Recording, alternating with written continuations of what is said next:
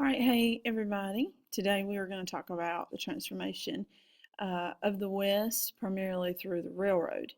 And we're going to hit that pretty hard. I know we've talked about it a little bit before, but here's the lesson where we get the Transcontinental Railroad and massive numbers of people moving west. So our essential questions are, how did the development and use of the railroad affect the early American economy? So in other words, how did life change, and specifically, how did financial life change? Okay, so that's going to be the main one that you need to look for. All right, so we're starting with railroads. So this is the beginning. So first is a very important gentleman you've got to know about, and his name is Sir Henry Bessemer. So Sir Henry Bessemer is going to introduce what's called the Bessemer process. And it is his way of making high quality steel very cheaply. So you see, prior to this, people would use iron, and it was extremely strong, but it did have some issues. And so by blasting air through molten iron, this high quality steel could be produced, and it was even stronger than steel. I have a picture which later you're going to claim I did not show you, but just remember this when we're doing final exam review in June. Here is a picture, which is kind of blurry, but right there, of Henry Bessemer and the Bessemer process. So he's going to make the iron become steel by removing the impurities. And he's going to use air to blow out gases and carbon, which are the items that weaken steel or iron.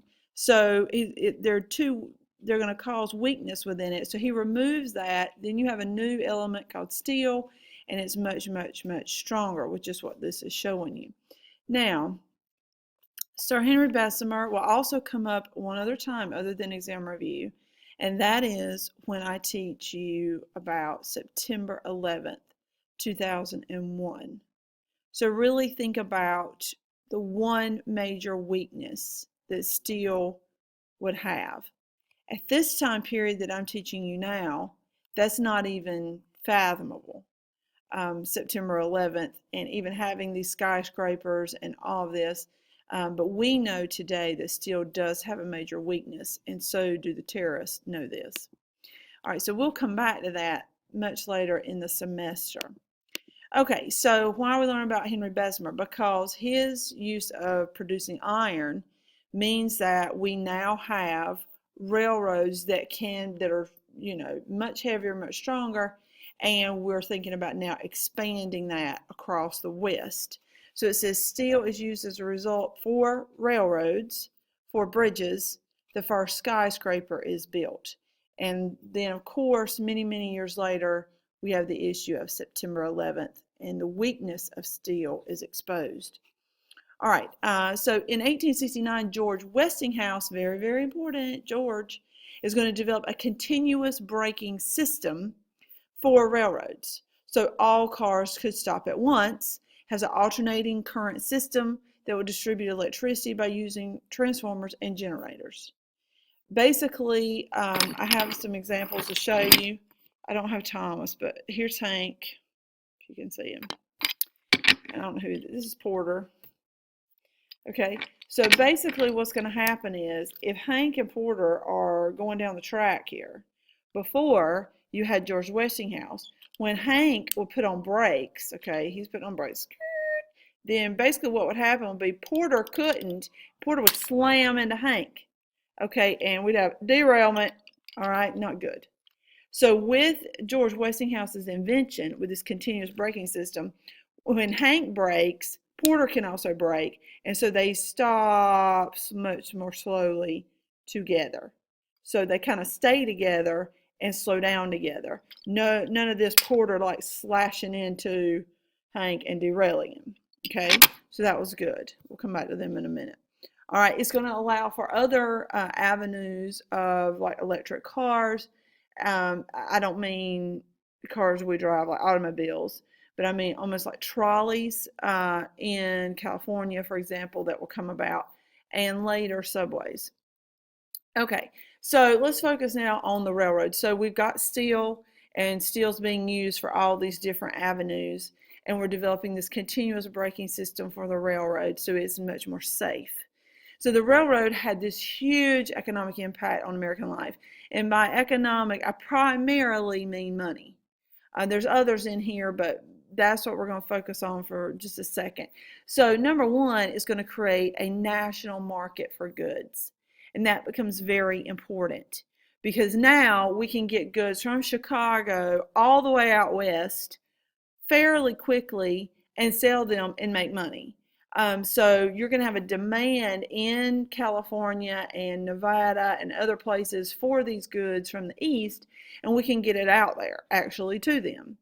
Number two, the railroad encourages mass production because as factory owners see, oh, I can now sell stuff to California and get it there a reasonable amount of time, they're going to make more and more and more. As as the consumers see other consumers with these things, they're going to demand more and more. And so the factory bumps up their production. Okay, number three, resources are needed to build the railroad system. You got to have stuff to build a railroad, such as coal to run the railroad and steel. So it'll encourage the growth of the coal industry and the steel industry, and thus you see the rise of Andrew Carnegie.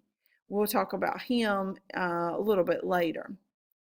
Okay, and number four, railroads affect the routines of daily life. Now, this isn't so much economic, but I basically wanted you to see that this is where time zones come to be in the United States, because we didn't want one train leaving and the other train, in what would today be a different time zone, leaving because at the same time headed in the same direction, because they would crash. So the thinking was, we need to make sure that each one has its own time zone, because we now know that 5:30 in North Carolina is not the same as 5:30 in Denver, Colorado. Okay, so you wanted to have a certain type of time zone system to prevent accidents and things like that. All right, so then you have the U.S. government is going to provide railroad companies with huge subsidies, loans or grants to build Western railroads. So I know I'm not teaching this to you live and in person, but if I was, I would pick someone out of the class and I would say, that person, whoever they, we'll say, anyway, that person, whoever it is, basically is going to get money from the government, and the government is supposed to be telling this person, you're going to use that money to put into the railroad. So let's use Mr. Stensland, for example. So let's say that Mr. Stensland gets a subsidy, and Mr. Stensland is supposed to build railroads with this money he gets from the government. Subsidy just means money. All right, so what was happening though was Mr. Stensland in this pretend world was actually pocketing most of the money, the subsidy. So like 85, 90%, and then he would give 10, 15 into his railroad industry to build the railroad for the government. And he figures, hey, who's gonna know? All right. So what that led to was hasty and poor construction, because you cannot build railroads on just 10 or 15% of this subsidy money. You need all of it or most of it. So they're creating these railroads very poorly, and obviously that's going to lead to even more corruption, because other people that know Mr. Stensland may get in on that, and they're also skimming the money and not putting all of it into the railroad, such as he. Okay.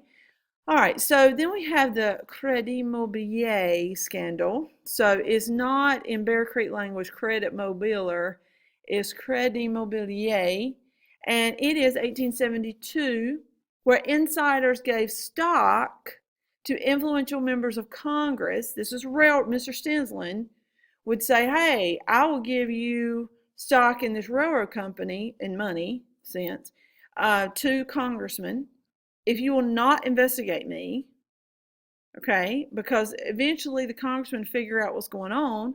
So basically Mr. Stensland Railroad Man bribes these people and says to the congressman, don't investigate me, I'll give you some kickback, some money. So, he bribes them with cash. And it says they were making 348% from government subsidies for building the railroad. So Stensland is making 348% profit. I mean, ka-ching, okay? He's making tons of money. So can he afford to pay off a couple congressmen to keep them silent? Absolutely. So that's what he's going to do. Okay. If you remember, the whiskey ring scandal for American One is at the very end of that course. That was President Grant, although never fully implicated, but his private secretary was involved in whiskey ring in Missouri with distillers and giving them tax breaks. This is very similar. So Credit Mobilier is an example of corruption from government to this railroad company, where we've got shoddy railroads being built, poorly made, because the railroad fat cats are saving the money for themselves. So if you ever hear someone saying, oh, there's, corruption's never been worse in American government, oh, it's always been. And really, 348% profit, I would say, is pretty bad, okay, as far as corruption goes. All right, it says workers completed the Transcontinental Railroad in only 4 years, which connected the Central Pacific to the Union Pacific Railway. Please make sure you know the Chinese and the Irish will build this railroad. The Central Pacific and Union Pacific transcontinental, meaning going across the continent, they will be the ones that build it. And on May 10th, 1869, spectators at Promontory Point, Utah, will watch as 5 gold and 5 silver spikes are put in to mark the final rails that connects the Central Pacific to the Union Pacific. Now I have some pictures of that. Here is today the monument to that. The gold and silver spikes are gone, of course, but here's the actual rail line, which is pretty cool, of the Transcontinental Railroad and all that's left of it. And here's the monument to Promontory Point where it connected. Here is the actual picture taken that day, which is really cool.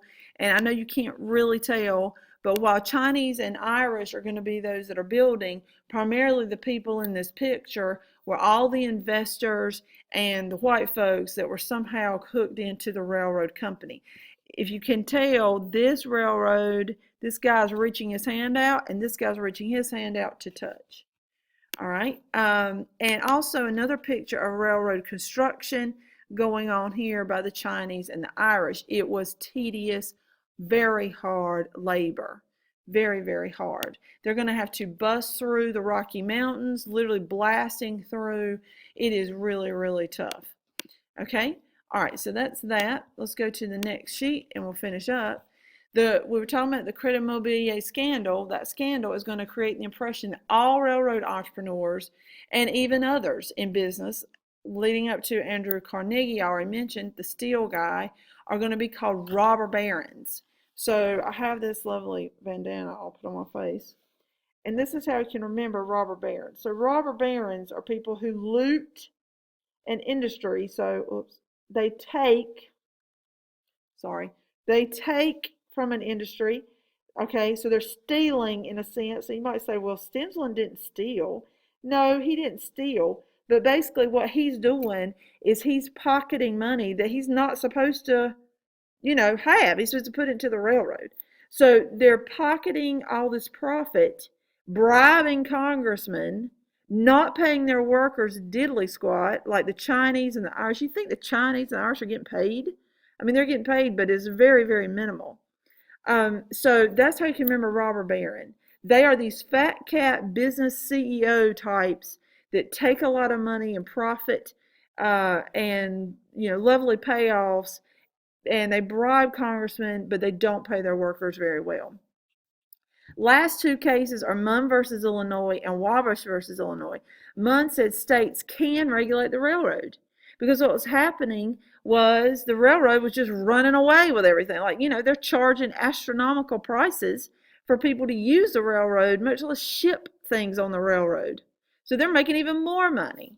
All right, so this said states can regulate it. Munn comes first, M before W, okay? So Munn said states can regulate. Then Wabash said, nope, nope, nope. We take that back. Individual states cannot regulate the railroad, and this is a good way to remember Wabash. Like the laborers are under this railroad, and you see a farmer here, which we'll come to later. But these railroad workers are under the railroad like they're getting railroaded.